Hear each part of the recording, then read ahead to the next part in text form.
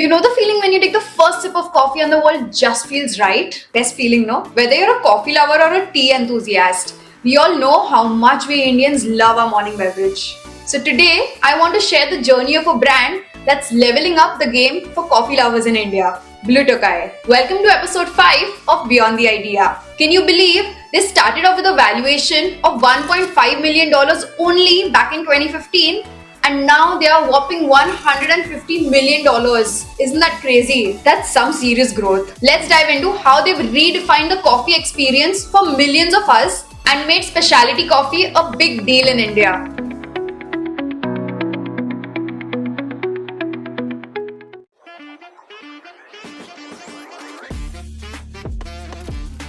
Now I know what you're wondering. What makes Blue Tokai stand out in a country where chai has been the go-to beverage for years and years? And multinational giants like Starbucks are dominating the coffee scene. Well, India's beverage scene is changing very fast, with coffee rising as a popular choice next to chai. The coffee market is growing by 10.15% year on year according to the Stellar Market Research. And globally, coffee is the second most consumed drink after water. India's coffee scene is evolving, with people trying different kinds of coffees at the same time. In the South, traditional filter coffee is still everyone's favorite, while in cities, espresso-based drinks are quite popular. Instant coffee is now facing competition from ready-to-drink coffees and cold brews, which is especially popular among the Gen Zs. And now to understand how Blue Tokai became a key player in this market, we need to look at the macro picture.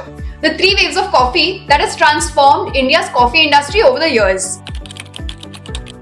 The first wave of coffee was all about mass production, making instant coffee a common household item. It was easy to make and widely available, but it focused on convenience, not taste or experience. The second wave of coffee came with chains like Starbucks, Barista, Cafe Coffee Day, etc. Coffee became more than just a quick drink. It was about convenience, socializing, and lifestyle. Now, sitting at Starbucks with a laptop or a book made you feel pretty cool. Coffee shops became popular hangout spots, offering different flavors and brewing methods. But the focus was still on convenience rather than the quality of coffee in itself.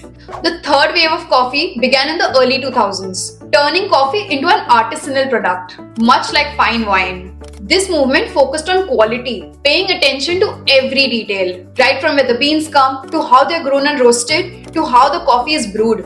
Sustainability and ethical sourcing became quite important, and coffee lovers started to appreciate the unique flavors of single origin beans, leading to a more thoughtful and a sophisticated coffee culture. Blue Tokai is a true pioneer of the third wave coffee culture in India, bringing a global movement to Indian soil and focusing on coffee lovers who love quality, transparency, craftsmanship, and ethically sourced beans. While the third wave of coffee had already taken off in countries like US in the 2000s, India was still lagging behind. We were still very much in the second wave, where we were visiting cafes like CCD, Barista, or making coffee at home. It wasn't until 2013 that India actually started catching up to the global third wave of coffee. Around this time, Matt Chittaranjan and Namrata Asthana had just moved to Delhi and were disappointed by the lack of good quality coffee. Matt had grown up in the US, a place where the coffee culture is so prominent, and he also had his roots in Chennai, a place known for its South Indian filter coffee. So he knew there had to be a better alternative. He saw a real gap in the market for specialty coffee and wanted to create a brand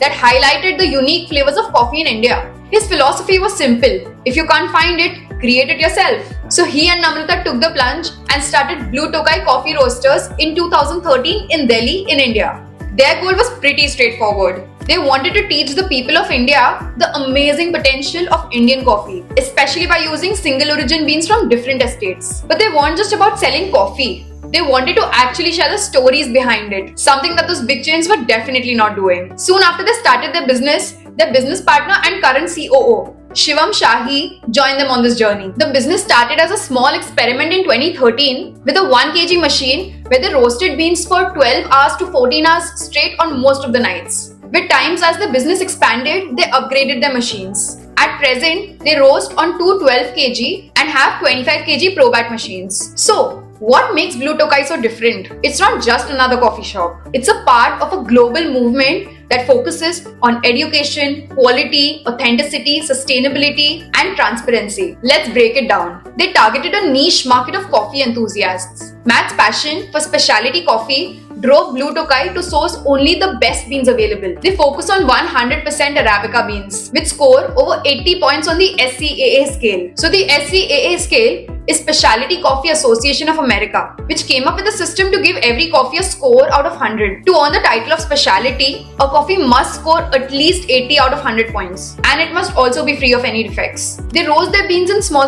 batches and pay close attention to the temperatures. So every cup is as fresh as it gets. It's a whole different experience compared to the mass-produced coffee that most of us usually drink. Blue Tokai really carved out a niche for coffee lovers who want more than just caffeine. By using single origin beans and building a direct relationship with farmers, they set themselves apart from those big chains who only focus on volume over quality. They highly focused on quality and transparency. So you know how most coffee brands just blend their beans or buy them in bulk? Well, Blue Tokai does things differently. They focus on single origin beans sourced straight from Indian farms, and they're totally open about where each coffee comes from. But it wasn't a walk in the park, because trust me or not, specialty coffee was really not popular back then, and most of the good stuff was being exported, like 70% of it. So to make it work, they offered the farmers better prices than what they would get from the exports. And finding the right beans from the right farmers was no small task, especially given how big India is. Consumers love knowing exactly what they're drinking, and this level of authenticity has helped Blue Tokai build a lot of trust in the brand. And you know, Blue Tokai is not just a coffee shop, it's like a whole coffee community. They host workshops and share cool brewing tips on their website. Plus, they make sure to put the names of the coffee estates on the coffee packets,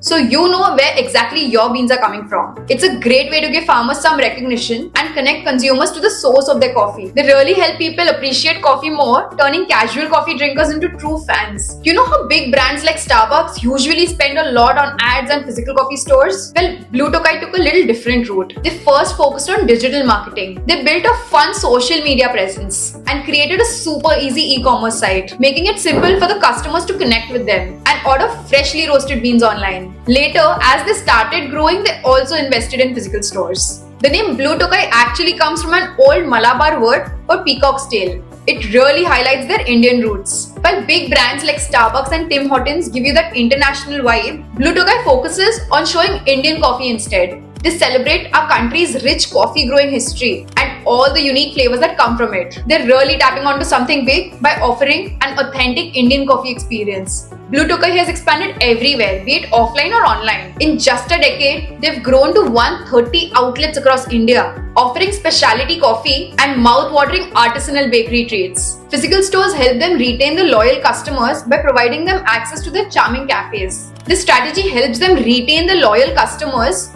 and also attracts new customers along the way. Recently, Blue Tokai received a $35 million investment from Berlin West, a Belgian investment fund. They're gearing up to expand their presence in metro cities and venture into Tier 1 and Tier 2 cities across India in the next 3 years. With the new funding in hand, their goal is to open over 350 stores in different locations in the next 30 to 36 months. They've been opening 5 cafes every month over a year now. And Shivam, their co-founder, is confident that they will reach their target of 350 plus stores across India. After revolutionizing India's coffee scene and putting Indian specialty coffee on a global stage, Blue Tokai has now also successfully opened its first store in Japan. And they're not just expanding in terms of cafes, they're also focused on bringing out new coffee products and reaching customers via B2B and B2C platforms. This funding and their expansion is a testament to the brand's potential to become a dominant coffee player in India. It also signals a growing global interest in the coffee scene in India, which has been historically quite underappreciated. So what are some things that Blue Tokai did right and you and I can learn from Blue Tokai's journey? They stayed committed to quality. They never compromise on their coffee, and that's a huge reason for their success. If you deliver great products, people will keep coming back. They shared a story that resonates. They have done an amazing job by connecting with consumers by sharing the story behind each cup. They even include the names of the coffee estates from where their coffee is being sourced. Nowadays, people want more than just a product. They want an experience that they can relate to. Find your niche and own it. Instead of trying to appeal to everyone, Blue Tokai found their niche. Coffee lovers who care about sustainability and authenticity. They focus on serving that particular community with passion instead of focusing on the masses. Using digital tools for growth. You know the saying, if it's not online, it doesn't exist?